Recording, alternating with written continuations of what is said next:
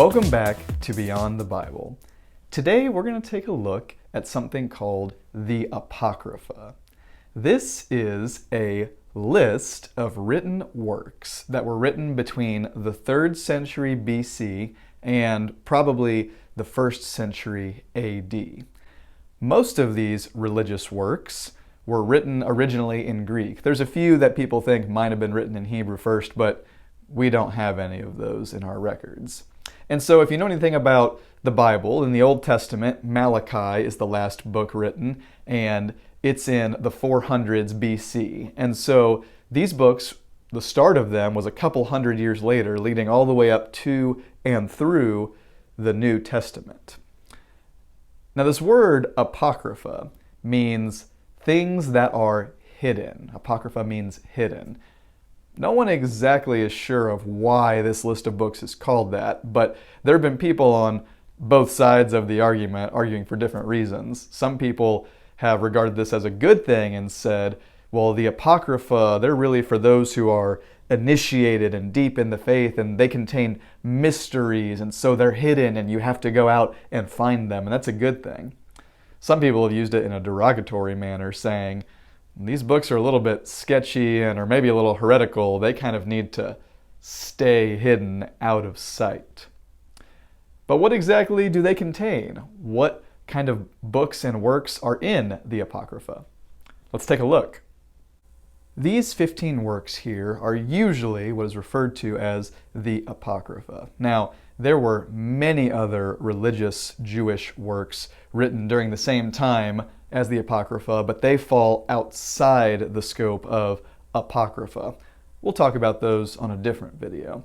I'm not going to go through all of these, but I just want to point out, perhaps you recognize some of these. Maybe you've just heard about them before, like the book of Tobit, or possibly you've heard of the Maccabees, or maybe you've heard of Sirach or Ben Sira or something like that. Maybe you recognize some names from the Old Testament, like Esther, Jeremiah, Daniel, maybe even Manasseh. So this is the Apocrypha, and this is a very wide and diverse collection of materials. There are all sorts of genres represented here. We've got history, like the books of 1st Esdras and 1st Maccabees and 2nd Maccabees. Now I should point out, these works certainly contain some elements whose validity or historicity is questioned, but that's what they're trying to represent, history. We have some that are more of moralistic novels, like Tobit or Judith, a couple of the additions to the book of Daniel, Susanna and Bel and the Dragon. Those are early Israelite detective stories, actually. We've got some wisdom literature, like the Wisdom of Solomon and Ecclesiasticus or Sirach. These are very similar to works in the Old Testament, like the book of Proverbs.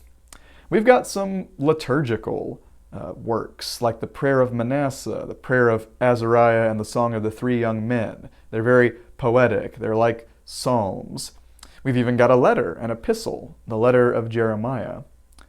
There's an apocalyptic work, 2nd Esdras. That's going to be very similar to the last 6 chapters of the book of Daniel. And then there's even some other ones that are, conglomerations of genres or do all sorts of different things.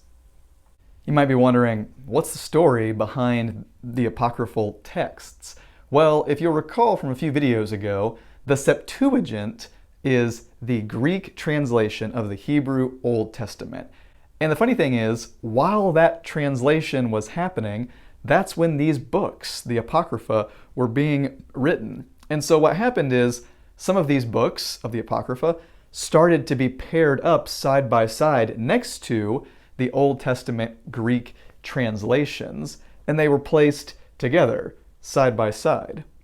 Now, a man named Jerome ended up translating all of the Bible into Latin. It's called the Vulgate, because Latin was now the lingua franca, the language that almost everyone knew.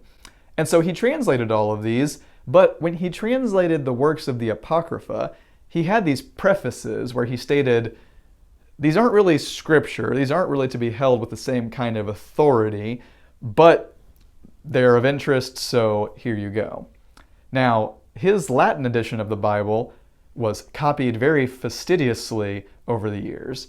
His prefaces, however, were not transmitted so well. And so as you go into the Middle Ages, what you find is that the church starts considering these apocryphal works to be scriptural. They're just there with the rest of them. And so the Septuagint, instead of just being the Greek translation of the Old Testament, now became synonymous with the Greek translation of the Old Testament plus these other Greek works that were written while this translation was happening. And so today, actually, the Roman Catholic Church and most branches of Eastern Orthodox Christianity consider most of the Apocrypha to be canonical. I should point out, they're all considered to be part of the Old Testament. The New Testament is basically the same across the board in Christianity. There was a group, however, that ended up not agreeing with this, called the Protestants. They broke off from the Roman Catholic Church in the early 1500s and said no, not only to those particular books being scriptural, but all sorts of other things. But with regard to the Apocrypha, they said, the Hebrew Bible originally only had these books. Those were always what was considered scriptural, to Jewish people. And so we think that too. We don't agree with these other apocryphal books. And this all leads to something called the Council of Trent. This was a Roman Catholic council that was held from 1545 until 1563. And it was very counter-reformational. It was all about solidifying the Roman Catholic stances and positions on a number of things over and against the Protestant Reformation. And so one of the things they talked about was the canon of Scripture. I said, the Apocrypha were sort of considered scriptural, but it wasn't until shortly after this council started in 1546 that they said, okay, here are all the books that we consider canonical. And most of the Apocrypha was included in that, the exceptions being the Prayer of Manasseh and 1st and 2nd Esdras were not. Here's a quick pic for you to take a look at that shows the Old Testament canon of Scripture for a Roman Catholic. And so these works were included as a part of the Roman Catholic canon, and they were called deuterocanonical. Literally translated means secondly canonical, like Deuteronomy means second law. Now, this doesn't mean of secondary importance within the canon, but rather added to the canon later, added secondly. They're still considered to be just as much a part of Scripture for Roman Catholics as all the rest of the books of the Bible. Now, the Eastern Orthodox canon of Scripture is even bigger, and there's some differences between different branches of Orthodoxy, but most of them include the Prayer of Manasseh, 1st Esdras, a work called Psalm 151, a work called 3rd Maccabees.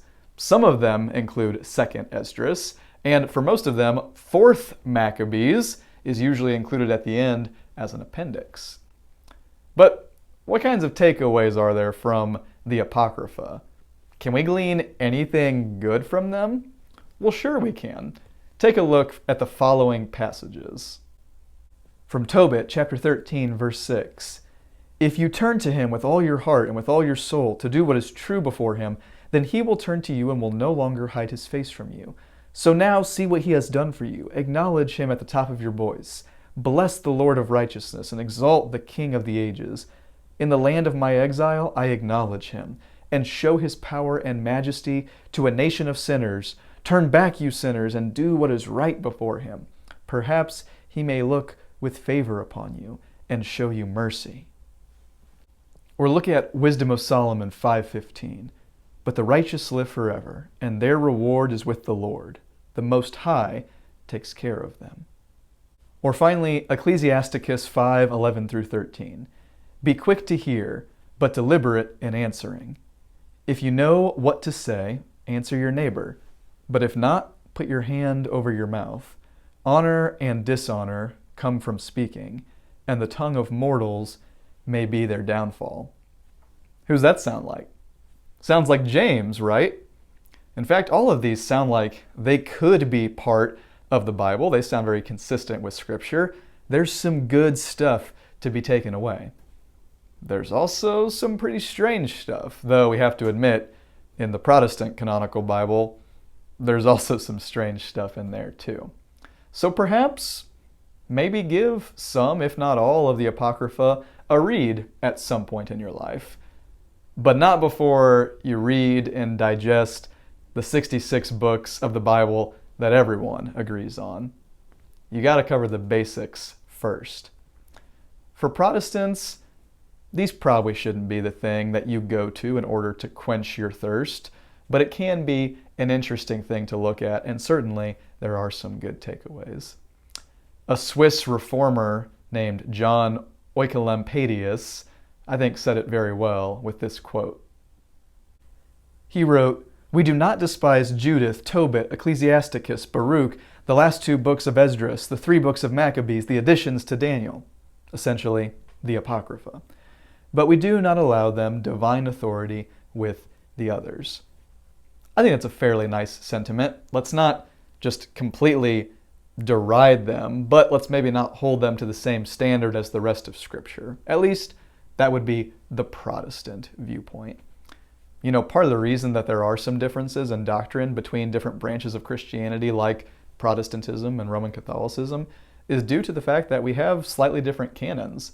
For example, the doctrine of purgatory doesn't really match up all that well with the Protestant canon. But when you look at the Apocrypha, there is a small case that you could make arguing for purgatory being a real thing. Here's the last thing I want to say. Be gracious to your fellow Christians. Just in general, but particularly in regards to this topic.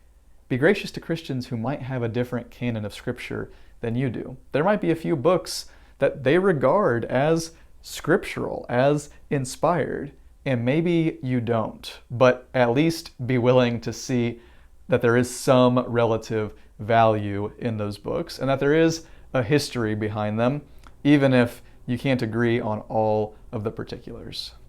So that's the Apocrypha, and that's it for this time on Beyond the Bible. I'll see you next time.